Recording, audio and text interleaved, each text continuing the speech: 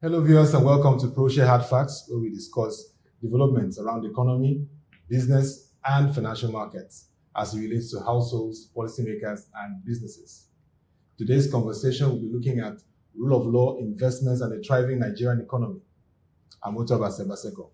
And our guest for this edition is Professor Konyinsola Ajayi, Senior Advocate of Nigeria and partner of Olaniwu Ajayi Law Firm. It's great to have you both on this edition. Thank you very much for having me, and I'm glad to be before the audience. Very well. And joining me to have this conversation with our guest is Mr. Teslim Shitabe, Director of Research, Proshare. Always a pleasure. So it's a pleasure to be here also. Thank you. Yes. Now, to our viewers, before we begin this conversation, we have the caveat that whatever is the views or remarks of our guests, if it's disparaging or is derogatory or not complimentary, that is the view of our guests. But this is a very interesting one because we have what we call a learned silk, the Senior Advocate of Nigeria, that understands the ambiguities of the law. So I think we're in for a very interesting conversation. So let me begin. Recently, we had a fireside chat with the foremost banking industry leader in the country. And he said one of the bright spots in Nigeria is the fact that we have produced remarkable legal firms and notable lawyers who've done great impacts across sectors of the economy. I'd just like you to give us a perspective, like how we've seen the evolution of legal services firms supporting the professional services sector for the economy. How pivotal have they been to national and by extension regional economic development? Okay, I think that's very interesting. I'm just going to step back 1 second or 1 minute or to understand this, because I think you're talking of law firms. Yes. And that is what lawyers do. And the starting point would not be what we think that defines the legal market today, which is the law offices governed by the Legal Practitioners Act and so on and so forth. But to say that from time immemorial, we had the legal system and we had law firms, we had lawyers amongst us that helped in the development, in the settlement of disputes, and helped in bringing wisdom to society. So if you go into the history of our old empires, you would find great philosophers, people that had a lot of wisdom that helped in shaping society.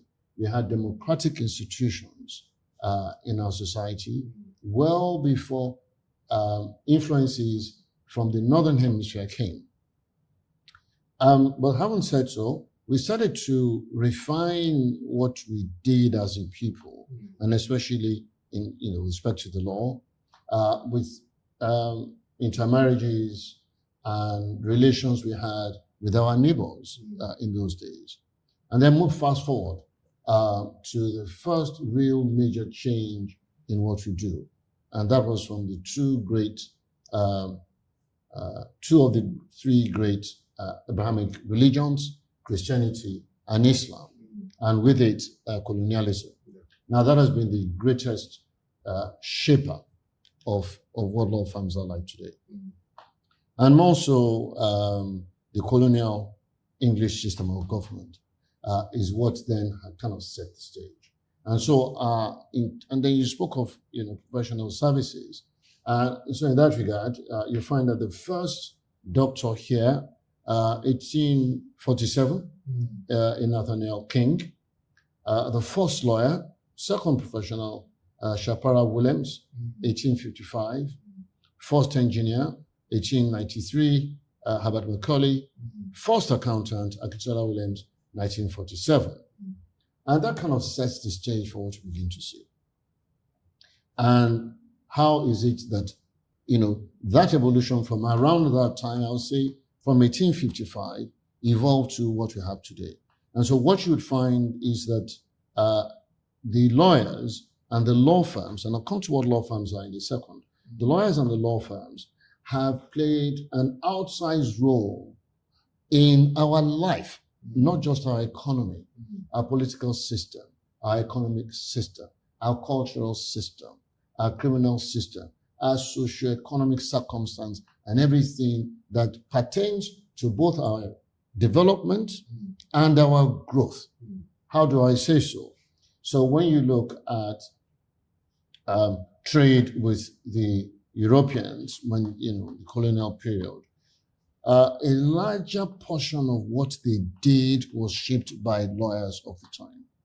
They were, as you know, more or less the first to become professionals, going out there, helping to shape things, and who the expatriates dealt with. Obviously, there are teachers and so on and so forth.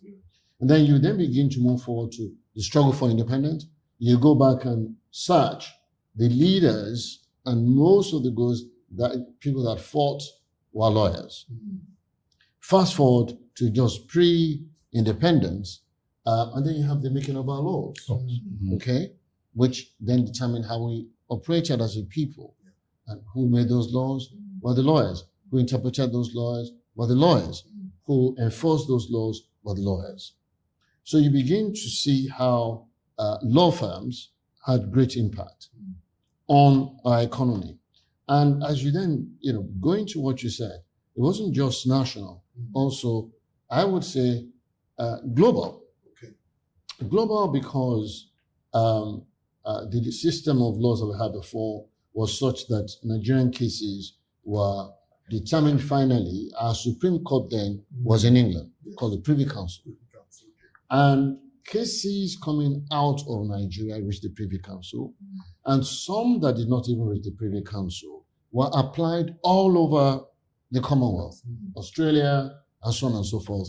Cases that were used to determine land rights of the people, the rights of indigenous people, how things were done, were cases that had been decided in Nigeria. So that's one great impact. Second great impact is that we were contributing largely to the legal system of a lot of African countries. Even up until today, we send our judges to help in countries like Gambia, Sierra Leone. We helped in Uganda, and so on and so forth. Seychelles. Today, Canada, West Indies, you have Nigerian judges. And so we have done a lot to shape these things. And I know that there are Nigerian law firms that have helped to shape a number of things that are operating in the continent today. For instance, there is in motion a model infrastructure law for intercontinental infrastructure development. It was designed by a Nigerian law firm. So we find that Nigerian law firms have had great impact on our political system in terms of a lot of them were parliamentarians, a lot of them were ministers, and so on and so forth. So political life, economic life. You had people like Chief Chris Ogubanjo and others like him who played a big role in the economy. And when we were indigenizing, he was a major part of that, as well as some other lawyers that helped to, move our economy forward. And then when you then talk of the developments in the economy, the changes that you found in the banking system, driven, yes, by the bankers and the market, but then you find that lawyers play a very big role there. The capital market, lawyers play a very big role there. And so if you look at just any aspect of our economy, any aspect of our life, you see how lawyers have been the ones that have been, at the end of the day, the catalyst that brings everybody together to the table to make things work. On top of my head, I can mention 10 Nigerian legal practice firms that have become remarkable in terms of their roles in sectors like oil and gas, maritime thinking. It's quite remarkable. And this is something that when this foremost leader said, I had to reflect on and really look at the fact that lawyers, not just in Nigeria but globally, play a very pivotal role in our socio-economic development. But I'll you to Tesla. Okay, thank you also. I'll just bat off your earlier question. In discussion with a few foreign investors, they've expressed certain concerns around sanctity of contracts in Nigeria.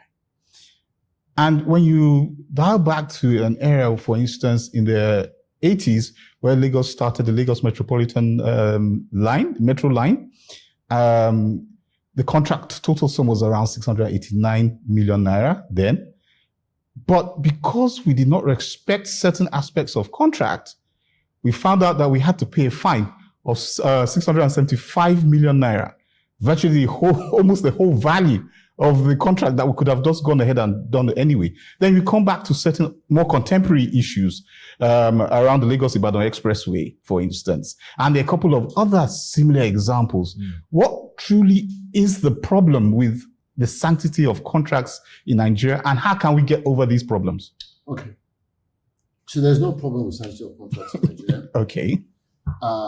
In contradistinction to our peers. Okay. Right?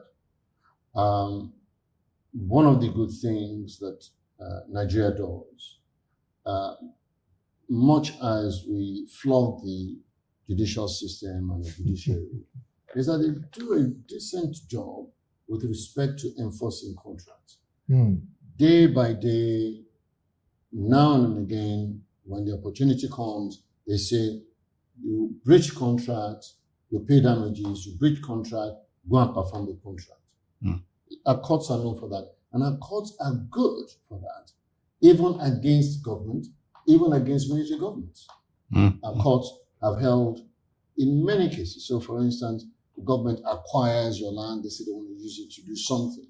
They don't do it properly. Because it's a breach of the social contract, the courts have held against them.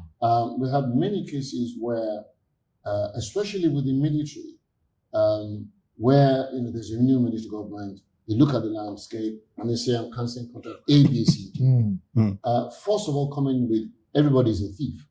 All the contracts are corrupt. I'm cancelling everything. Without necessarily giving deep thought to it.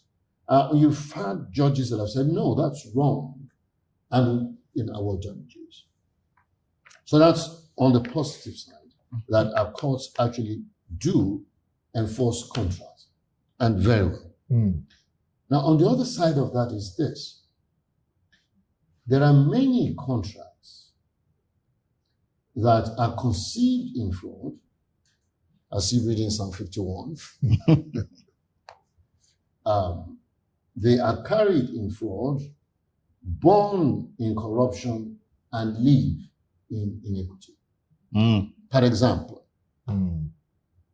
P&ID. Yes, that was a very, was major. And there are many contracts like that, where some investors, local and foreign, it's not just foreigners, not just Nigerians, especially foreigners, they come with their briefcase. They say they're able to deliver on large infrastructure, natural resource, or contract or industry. Government opens up its doors to it, gives it a license. The man has only a briefcase, has no capacity, capability, or ability, and has no funding. Turns around, most times, and sells the paper. So some people may buy it and, sell it at a huge premium. So government loses a lot of money. But that's not too bad because he's done it. But as in the case of P&ID, they didn't even do anything like that. In P&ID, they were supposed to be building a a power plant around my friend's state. But they didn't even have a piece of land. They didn't have any drawings for a plant or a refinery. And they went to court and said, well, government hasn't given us gas. So let's say it was a car, you can say, okay, this is the car, although you don't have a garage, but this is a car. I can park the car here and cover it up. But this is gas. It's air. It's air. So what would have happened? And obviously, we all know the evidence was given in the case and so on and so forth. So there are many cases like this where it is actually a fraud on the people of this country. Where Nigerians and non-Nigerians come, forge documents, cook up documents, present contract papers, and have corrupt officials in government that sign along with them and present it. Now, a smart judge would see that and pick the pieces and say, I won't enforce this contract, as happened in P&ID. Yes. Now, mind you, an arbitration panel and 2 courts in England has said enforce. Yes. Until Nigeria made noise that, hey, this is a fraud. Now, there's another one that was decided about 2 months ago, another fraudster who had tried to defraud Nigeria with millions and millions and obtained judgment in England fraudulently and tried to enforce. Again, thank God to Attorney General, current Attorney General, obviously knows what he's doing, went to fight back and demonstrate that, hey, court, this is a fraud. The court has said, let's open it up. Now, if Nigerian government didn't make noise, people will say, you see this country, Nigeria, they signed this contract, they are not enforcing it. Yeah. So there must be balance brought to this thing. And the truth is that those contracts that are supposedly not enforced are largely contracts that are born in fraud or corruption. But then, yes, judges make mistakes. So there may be a legitimate contract which the court judge did not read well and made a mistake. That's fine. As they say, they are not infallible. They're like you and me.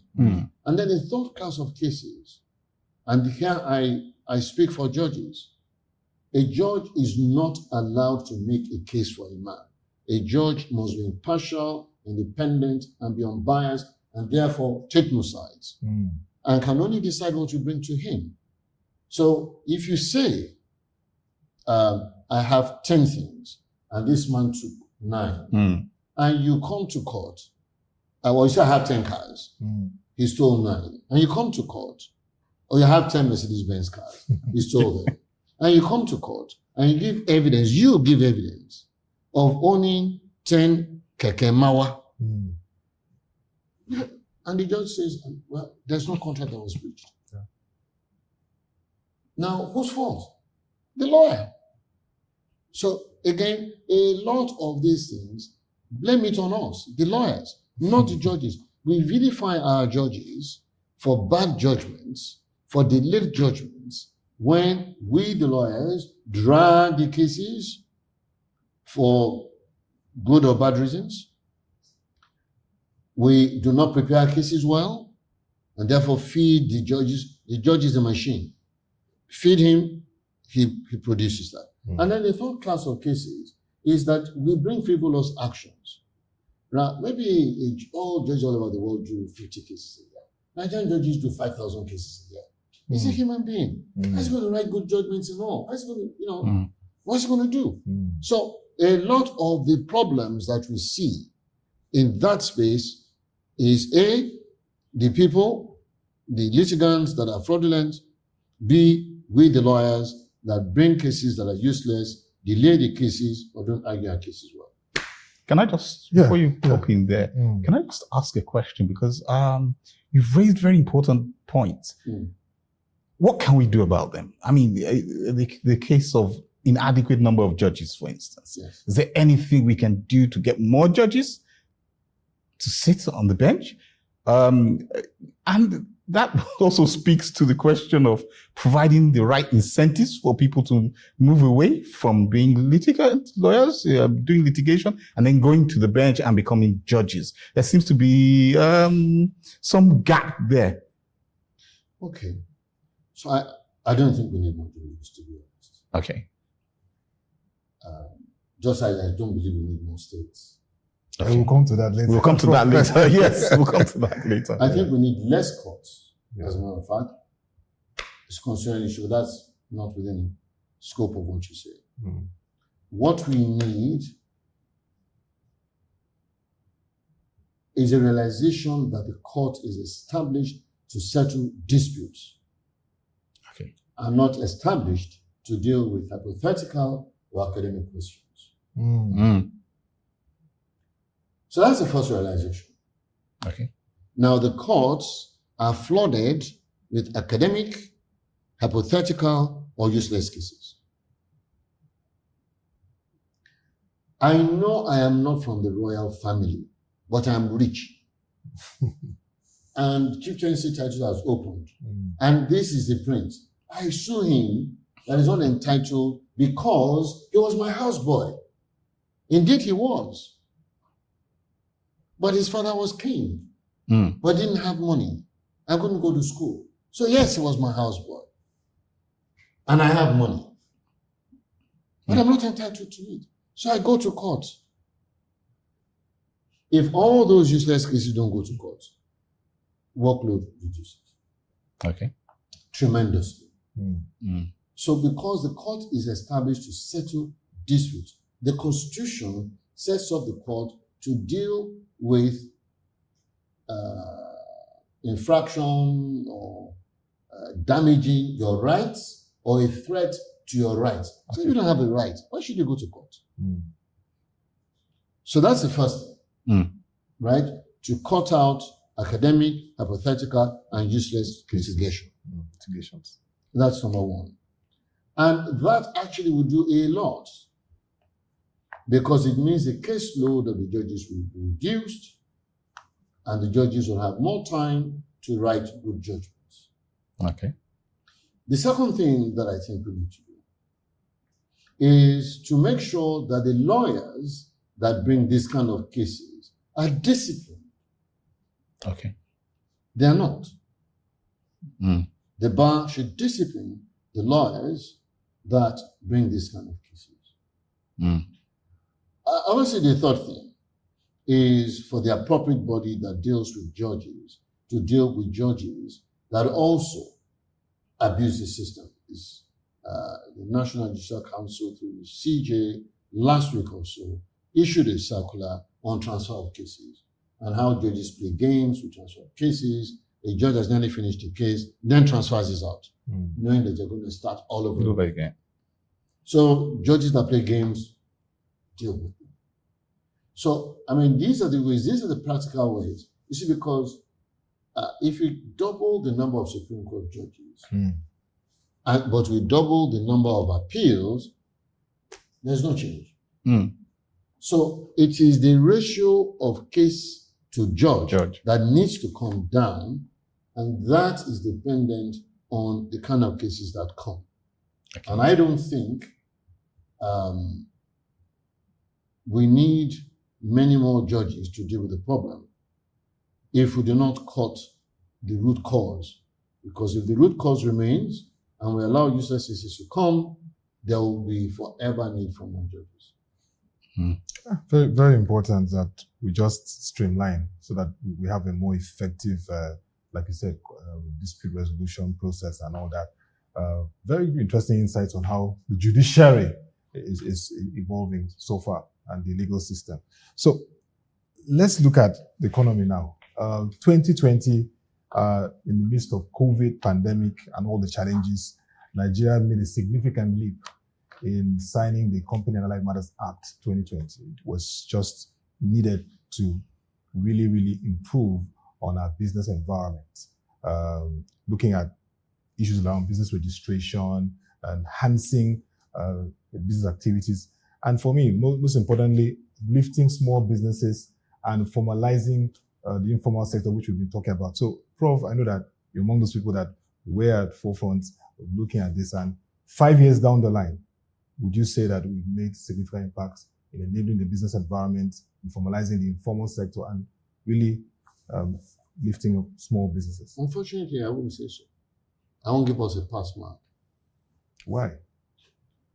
How much has the economy grown in the period? How well are SMEs doing today? That's the test. Has living standards improved? Has employment improved? Has the inflation gone better? And that's also is going to say, well, that's not a law problem of Kama or company law. Inflation is for CBN and so on. Truth of the matter is this: CBN is there to use monetary policy, working with the fiscal agency to make sure that supply of money is such as to have the right equilibrium. But that equilibrium is money and goods. So, are we producing enough goods? If we are producing enough goods, there won't be inflation. There won't be a need to do that. So it's a combination of both. So from that point, because it's not just CBN tightening monetary policy. Tightening in relation to what? Okay, there's money supply, I agree. But if there are enough goods, services, and consumerism where, we are trading, we are buying and selling, then inflationary forces would come down. And so because, looking at it from another point of view, the fact that we're all crying of unemployment, we're all crying of inflation, it means that business is not growing, the economy is not growing, and SMEs are not doing better. And when we talk about SMEs, we usually talk of probably the small business that is turning over 10, 20 million. What about the person turning over $1 million? The man doing $1 million naira a year, or a man doing 5 million naira a year. The mechanic that is maybe able to generate that much. The things we've done helped. And so yes, yes, the law says, you can have one-man company, you can have limited partnerships, you can do electronic filing, one director, small companies don't need to file accounts, and so on. Yeah, all these are good things. But what is the practical experience in CAC? The practical experience in CAC is that it's still daunting for that small man. It's still daunting. There's still a bottleneck, which shows that it is not just the law that will make this thing work. A lot of it depends on the man that is enforcing and enforcing the law. So from that point of view, as I said, I wouldn't give us a pass mark. There's been no industrial revolution. Now, for instance, if you say indigenization law, it created major waves. It linked companies to even list on the market. If you look at Soludo's reform in banking, it created major waves. Nigerian banks got bigger, they employed more people, and the banks are lending more to Nigerian businesses. That is impact. Very, very, very sorry to understand this perspective. Yeah. Could I just add a chaser to what you just said and to Prof's response? Again, where's the gap and what needs to be done now? You've stated it very clearly and succinctly. However, we've identified the problem. But what's the solution? What needs to be tweaked? So, this is a whole combination of factors. But maybe at the bottom, if you like at the top, is good public administration. Right? Good public administration. Those laws are good.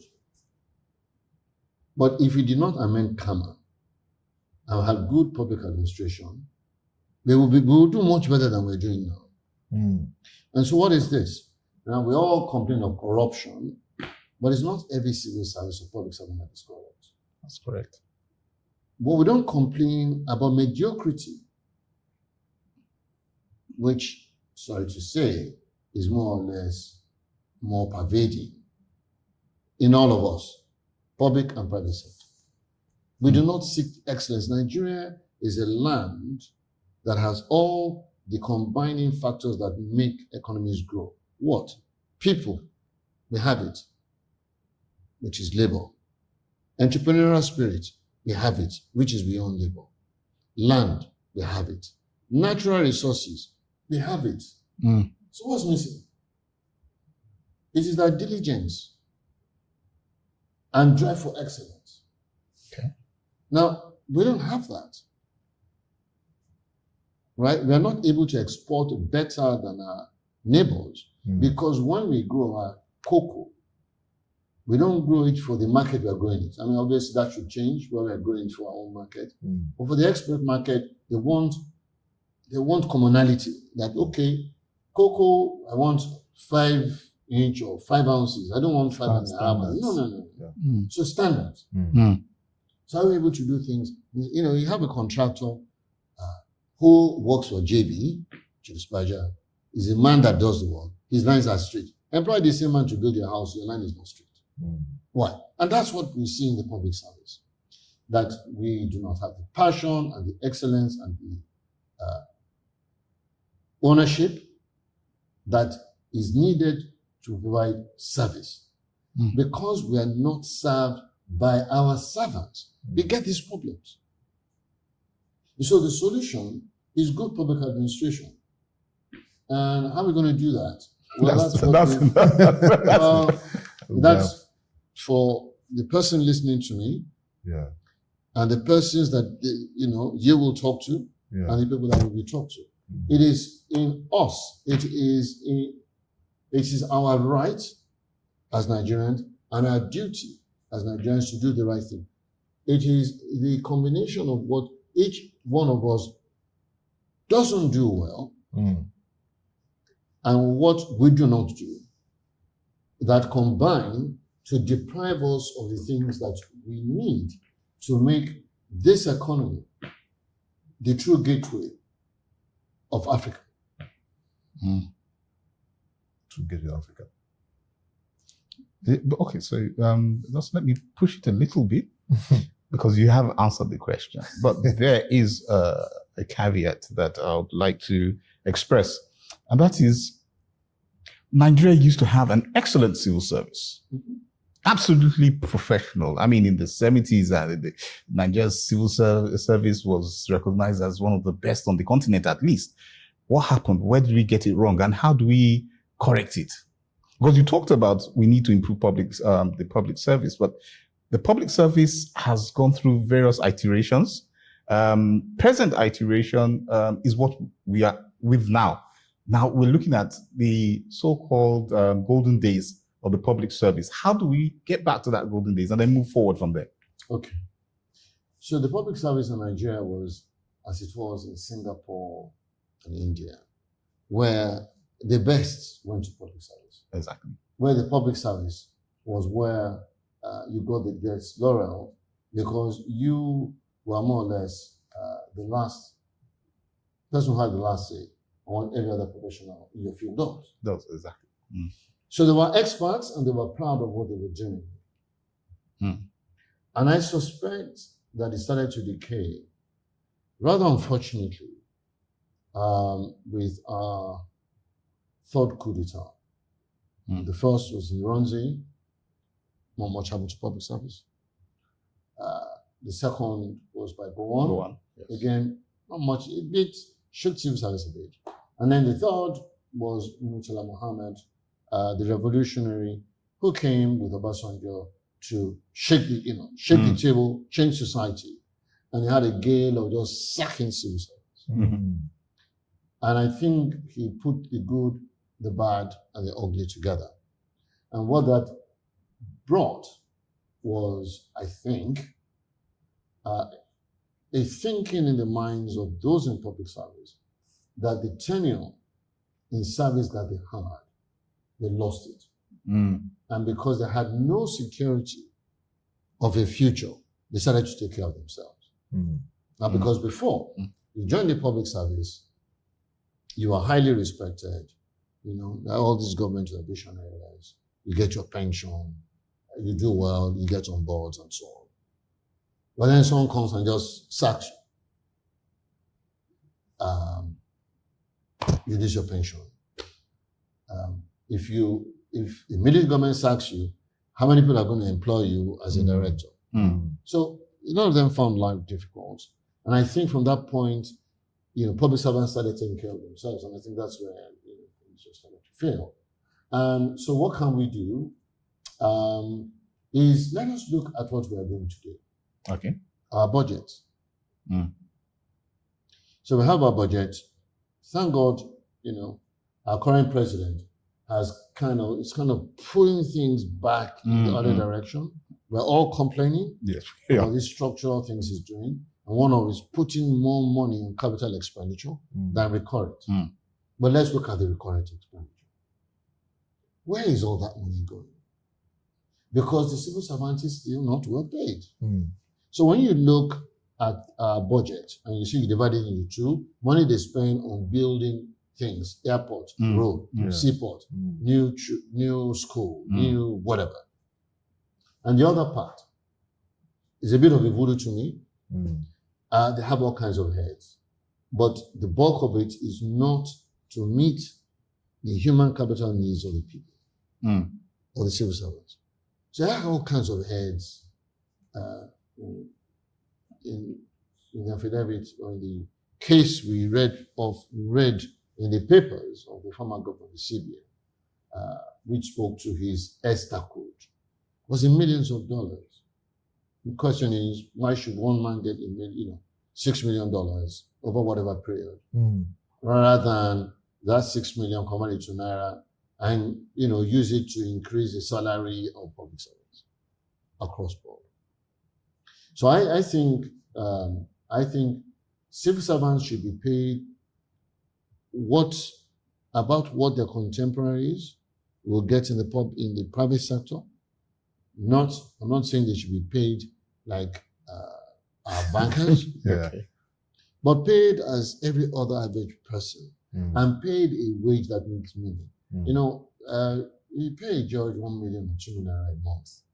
I don't know how we expect them to survive. I'll expect them to be able to send their children to private schools, private universities, let them go to decent hospitals, ride a decent car. But they can't do that with 2 million. So we have to look at what this pay really is when we're defining our budget. And I think there's just still too much waste in the recurrent expenditure. Yes, of government. You find a lot of money spent on newspaper, cars. One public servant will have 10 cars. The judge has 1 car. I'm not saying the judge should have 2. Well, maybe the salary judge could be better. Maybe instead of having 40 cars in the governor's lodge, it should be 10 cars. And the money spent on those 30 cars spread around to pay public servants, and we can go on and on. Yeah. I mean, very interesting insight on how we should restructure our civil service, and of course focus on what will drive productivity. It's very important, Prof. But let's look at the capital market, because I know that you also have a very strong grip there. I mean, at the last capital market committee meeting, first for this year, the Director General of Security and Exchange Commission acknowledged you and others who works in the Capital Market Master Plan Implementation Committee. That has elapsed 2015 to 2025. We're now looking at the new updated one to come. And of course, the expectation is that we have more listings, which is the public sector coming to list. We have investor protection and of course, wealth creation. So as we look at that next phase of Capital Market Master Plan, and of course, the current Investment and Securities Act 2025, what should we expect in terms of unlocking more opportunities to the capital market? Are you excited about it? Because you talked about the camera which you're involved in and said we've not really hit the goals. Is this going to unlock more opportunities to the capital market? Well, it should. And I think with all sense of honesty, the current DG and his crop are very much market friendly, while being rigorous with regulation, which is what we need. But there's still a lot more to do. The SEC has to enable its market. So when I graduated 45 years ago, the few merchant banks that had the best bankers, and this is the best place to be, and the few investment bankers and stockbroking firms were doing much better than the commercial banks. It was more fun to be in INB than to be in National Bank. That's true. Wow. Very true. More fun to be in now Merchant Bank than to be in Savannah Bank. Much greater fun to be in FCMB. To be honest. And that was because the merchant banks were making a lot of money, and a lot of impact, as you mentioned, the organization. They were taking, getting companies listed and raising money for companies in the debt and capital market in a manner that was sustainable, and we could see direct impact on businesses growing. Industries were getting bigger, and so on and so forth. But, unfortunately today, it's not necessarily the same. The rate of growth that we saw then can't be compared to the rate of growth that we see now. Obviously, the capital market can't do it alone. Other factors combine to determine whether an investor is going in.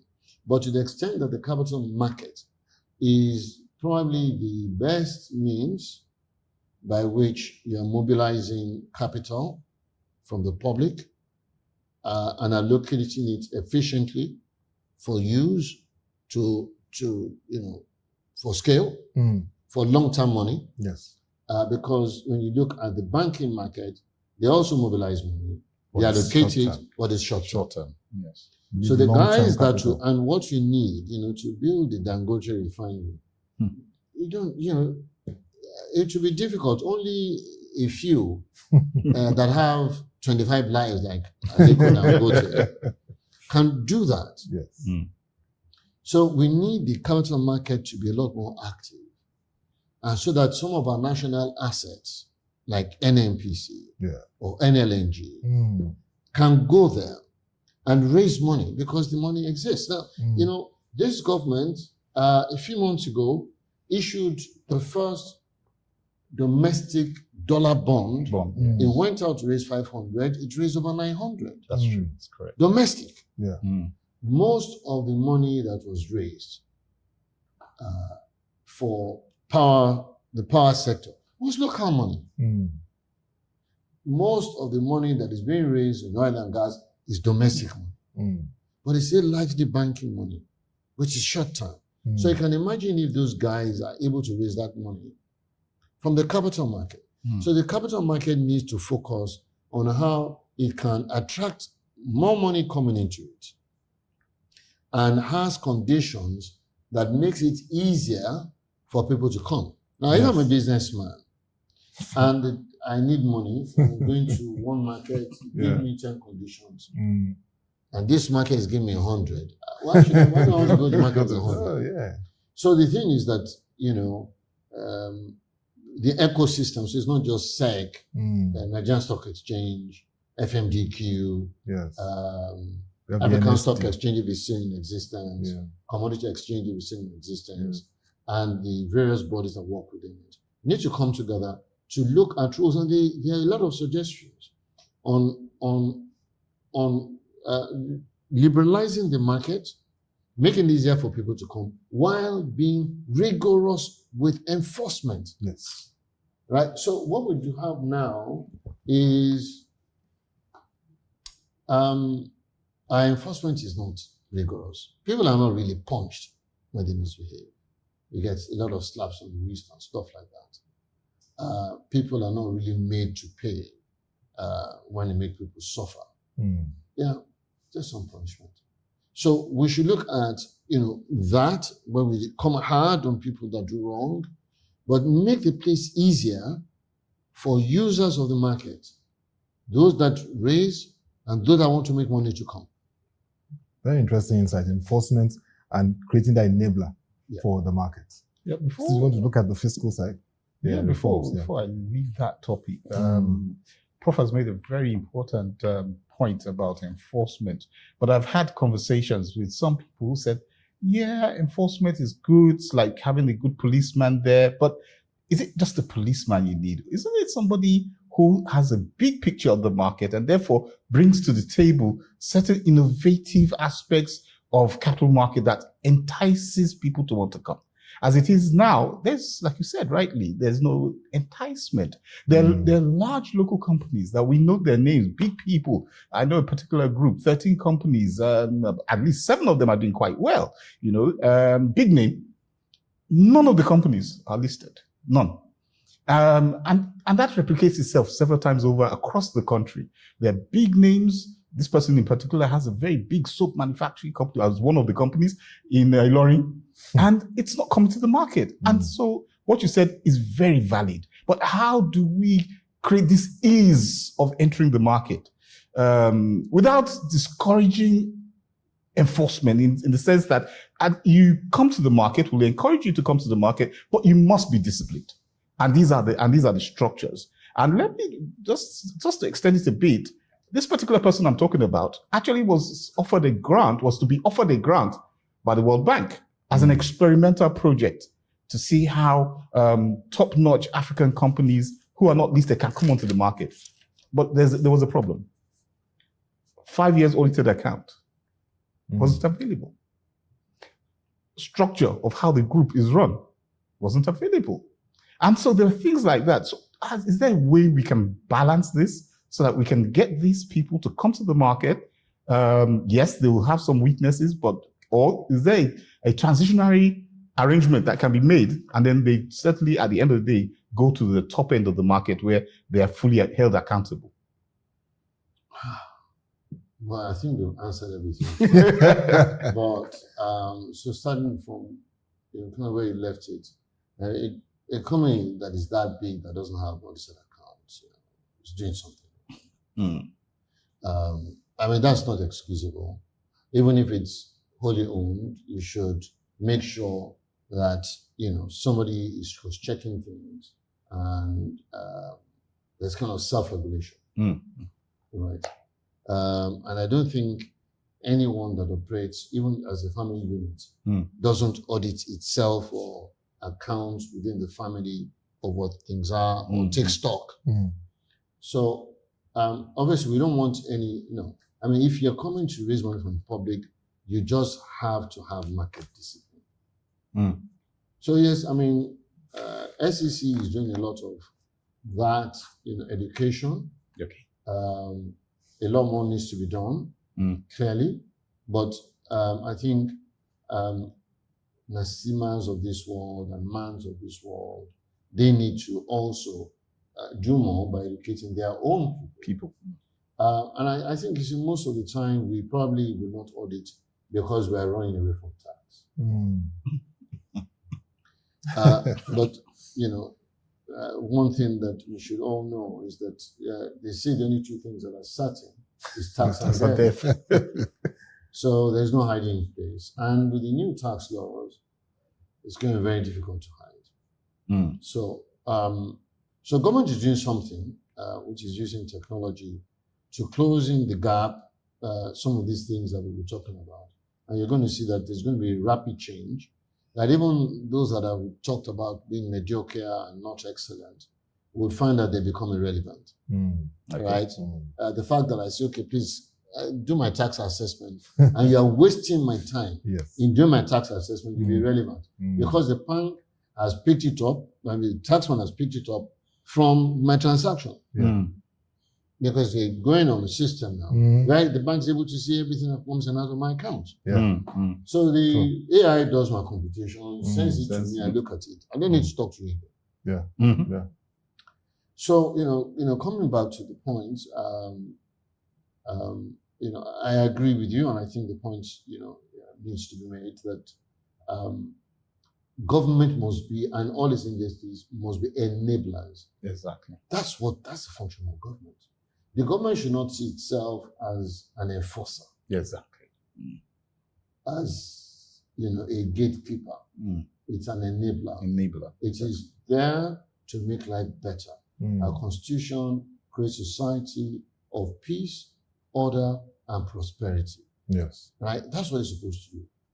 Creating peace is by being just and making things happen. Creating peace is not by creating a wall around your house and saying your children cannot go out. So that's not what we want. We don't want our homes to be prison. We want our homes to be part of the neighborhood.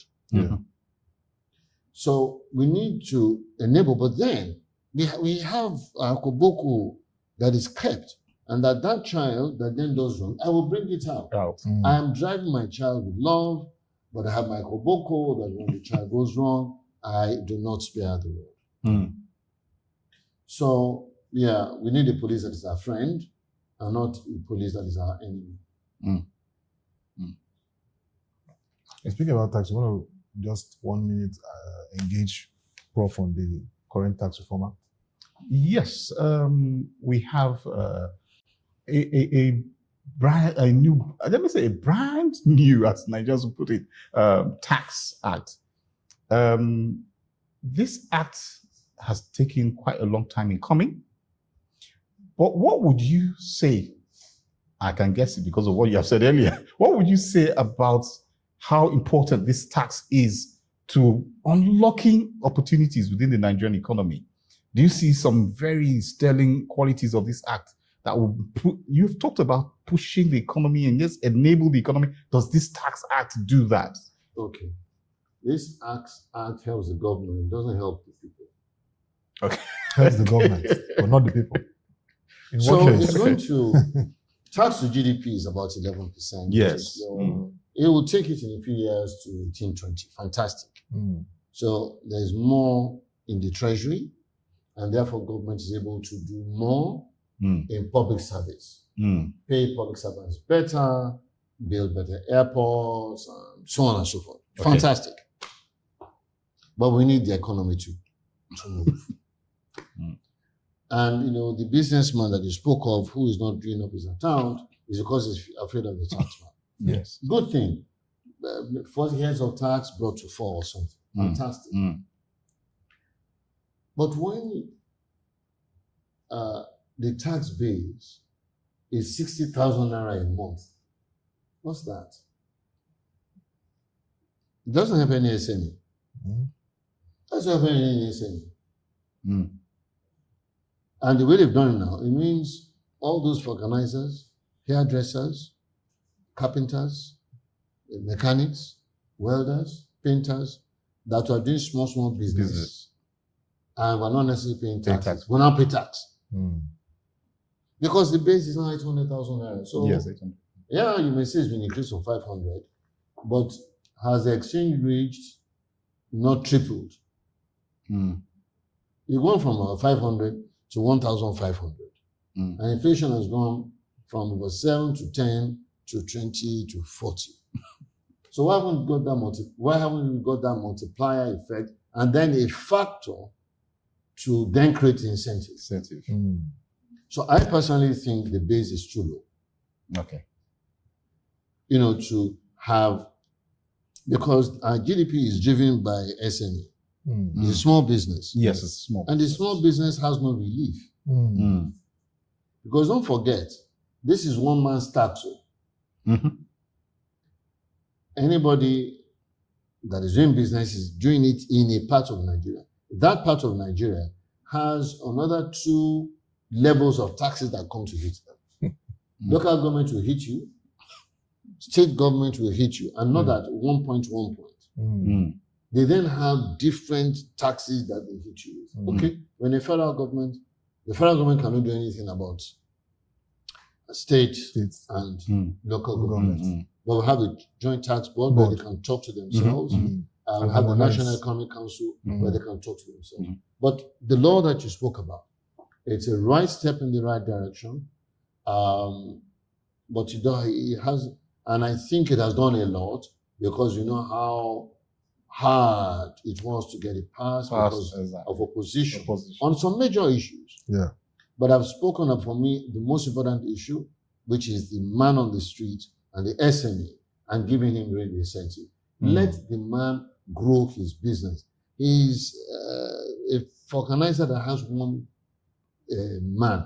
Let him grow to become a organizer that can have 10 people. Yes. And then it's happening taxes. But limiting him now, the man would either then make sure he limits or does his account to show only 800 or so. The second one which is fantastic, is that he's done some fiscal rebalancing and reduced federal government take on some of the taxes. VAT, for instance, from 55 to 50, and increased that for the state. Brilliant. But it has not then even now created the right incentive to make the states make their state more business friendly. Absolutely. Incentives for the states to make it because business friendly. And I did, the debate is some people say, well, yeah, sugar is made in the south, but they use it in the north. They consume it in the north. So the south should not collect the VAT. Right? There are all kinds of arguments. But the important thing is this: should we not have a system where we incentivize the people that are making the thing. Now, state governments have sales tax, apart from that. We know that what drives an economy is consumer spending. Exactly. So, the state should look at a way in which is encouraging people to spend healthily, not necessarily with sugar, healthily, spend. Yes. Now, if they're not producing, but somebody is producing, everybody's going to get a benefit. Certainly. Because the spending there creates employment, creates wealth, increases employment, reduces poverty, and brings more peace. More people, please. And the guy that is, got his job doing the same thing. So I think we still need to do more on how we make sure that our tax system helps the states to be enablers. We tend to focus a lot on the federal government. But the truth of the matter is, at the end of the day, where it pinches most is the man beside you. Yes. Is the man beside you. Yes. Okay, so electricity, you need electricity, but today, if you don't have solar, inverter, you do your own thing. But even you have now, you've done that. And the area boys around you say the man supplying you diesel cannot enter. What the federal government want to do? Before you call, police, which is federal, to come and deal with the boys, the cost of production. So. And we all know all kinds of roadblocks that are placed at state and local governments. When we say, okay, federal government, you've done your best. How about these other two? Prof, as we wrap up, I know you talked about states initially, that we don't need to create more states. So currently, the National Assembly is looking at the 1999 Constitution in a review format. There have been several opinions. Some school of thought say, look, stop all this handpicking and all that. Let's have a brand new constitution. The others say, look, review and let's look at what is important to adjust. But our interest in Proshare and all that, looking at the economy and of course the financial market, what should be priority in terms of this whole constitutional review that can make us a productive economy? You've talked a lot about enabling the economy, unlocking opportunities for the households and even businesses. What should be priority? And we want to speak to if we need more states. Well, okay, start from that. I think we need fewer states. Fewer states. Yes. Current 36 is too much? Too much. Okay. When we had 3 regions, we had our best economic output. That's correct. Ever. Our economy was better than that. GDP was better than China, Russia, South Korea, Brazil. Same as Singapore. 3 regions. And some will say, oh, yeah, we were 50 million, we're 200 now. Well, yeah, their population too is small now. So that's the first thing. But maybe not 3 regions. But they have, I don't know, few provinces in Australia and Canada.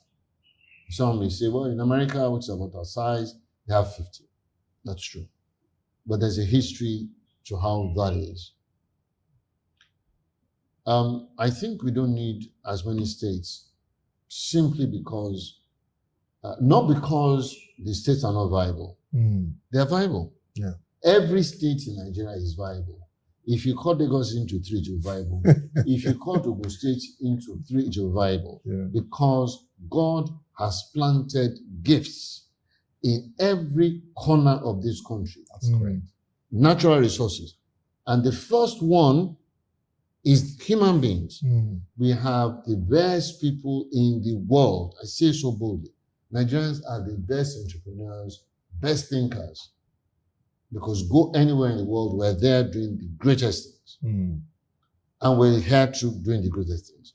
But our society holds us down and constrains us and does not allow the best in us to come out in many ways. The second thing that God has given this land is what is under the ground and up above us. You got sunlight, which is power, and you got what is below us. I don't know, just limitless. So anywhere you go, there is something you can make money. So every state, we can have 50 states, they'll be viable.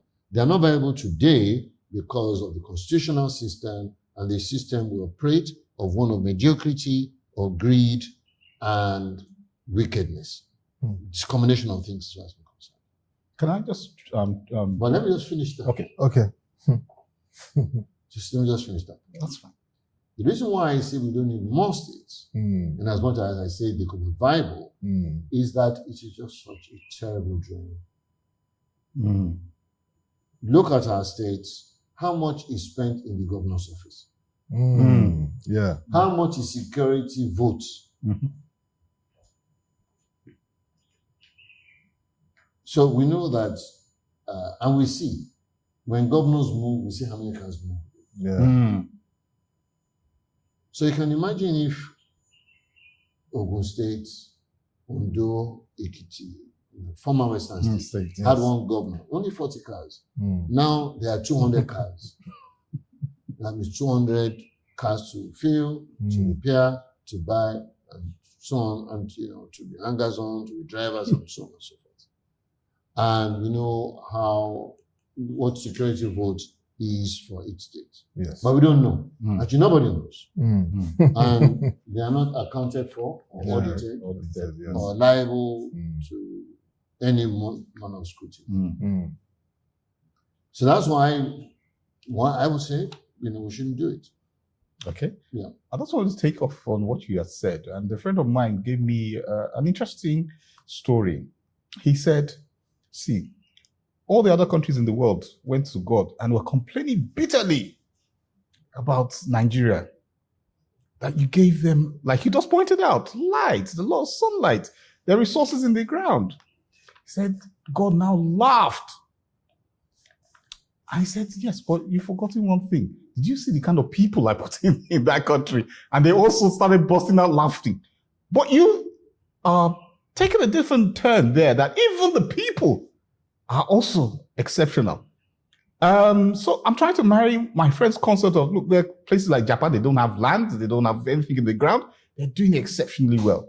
But in Nigeria, we have all this abundance and we're not. What needs to be done? Because you've also said, we've got the people, which is what he said, no, we don't have the people. That's why we're in this problem. So where is the solution? The man that spoke to you is a person of intellect and able to process things and come to that conclusion. But it is a fact. This is a fact. Okay. That all over the world, you have Indians and Chinese, you have Nigerians. And a disproportionate part of people of color that are doing best are Nigerians. That's correct. It's not my say so. It is the statistics published by various countries. Nigeria is supposed to be the most educated immigrant community in the United States of America. Not China, not India. You're correct. Not Japan, not Latin America. Nigeria. So it cannot be true. You can see the entrepreneurial spirit here. Nigerian music is driving music worldwide. Yeah, exactly. Nigerian fashion is driving fashion worldwide. Yes. Correct. Right? You're correct. So, I'm sure I don't agree with this person. But but then this land is the promised land of God. It's the promised land. And what was the promised land? God said, you are my people. I am your God. I promise you, this land is your own. But when you go there, don't worship any other God. Don't worship any other God. Don't worship their gods. And don't do bad. Okay. What are we doing in this land? The very opposite. As in our forefathers, we say we worship God. So Solomon, Rehoboam his son, and Jeroboam, who was king of Israel, they all had God. Then they were following the gods that they met in the land. And this is not, I'm not talking of traditional religion. We are following the God of money, the God of wickedness, the God of mediocrity. That's what we are following. In as much as we probably have the greatest per capita of Christianity in the world. In the world. We probably have the fastest growing, religious community in the world. In the world, Yeah. correct. Plenty Muslims, Yeah. plenty Christians. We give Boku. Mm. There is a new CAC, if you do statistics of growth of church, probably the fastest growing sector of growth of religion, fastest growing sector of the economy. Yeah. And what is it doing to GDP? What are our churches doing? What are we doing with all the money we're raising? The people that they are copying, they raise money, they used it for a purpose to make life better for the people. You know, Paul and Co. and Lydia, the ladies will come together, put together everything, they share. Everybody is fine. What are we doing here? Right? We're building policies and riding luxury cars and wanting to be like governors or like presidents. That's what we're doing. So even for those that are not worshiping that God, they are departed from what God says. So submit to me, humble yourself before me. So we're doing all these things, and look, I'm not talking of any head of church or head of mosque or jail. All of us are so enmeshed in a rat race to nothingness, forgetting that we are in a rich land with rich people and great intellect and with God on our side, and therefore with the ability to be the best race in the world. But we're squandering these things. And so this is both philosophical, is theological, and is experiential. Because you can see, you can feel it, and we all know it. We're all Nigerians. We go abroad. All our leaders go abroad, and they're all going abroad. What for? And they see this thing. Why can't they do those things here? Yeah. Prof, very interesting conversation, but let me just give you 1 minute, your closing thoughts on rule of law, investments, and a thriving Nigerian economy. You said several things about enforcement, said several things about enablers. What does that take home for every Nigerian watching today and people across the world?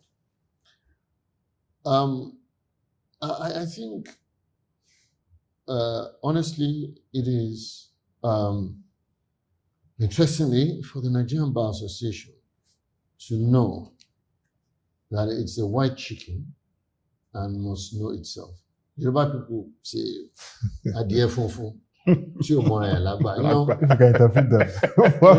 So it's basically that, when you're a big man, when you're important, you must comport yourself as such. And so the Bar Association today is not comporting itself as a major catalyst of economic growth and development. And that's what we are. So the legal system, the key stakeholders must drive that whole process. Yes. And that's important. And the most important are the lawyers, not the judges. It is a lawyer that becomes a judge, not the other way. Not the other way around. And of course, your ecosystem from the legal to academia professor. And on the side, talked about some things about ecclesiastical. You're also a clergyman, a notable clergyman. So it's very interesting having this conversation with you. Professor Konyinsola Ajayi, Senior Advocate of Nigeria, partner Olaniwu Ajayi legal firm. Before we go, I was going to ask briefly, like I asked one of our guests, being a lawyer, was it your great father, Olaniwu Ajayi, was it that he said, you have to be a lawyer, or it was a passion? No, he didn't. It was a passion. It was a dream. It was a dream. Great. We appreciate what you've done, continuing the legacy and what other Nigerian legal firms are doing and pushing in our country. Thank you once again, Professor Konyinsola Ajayi, Senior Advocate of Nigeria, for this interesting session. Thank you. Rule of law, investment, and the thriving Nigerian economy. A lot to unpack. I thank you very much, as I am grateful to those that have taken time to listen to our conversation. Yes. Thank you very much, sir. Yes. Thank you too, Mr. Tessin Shitabe, Director of Research Proshare, for making this very interesting and engaging. Thank you very much. Thank you very much.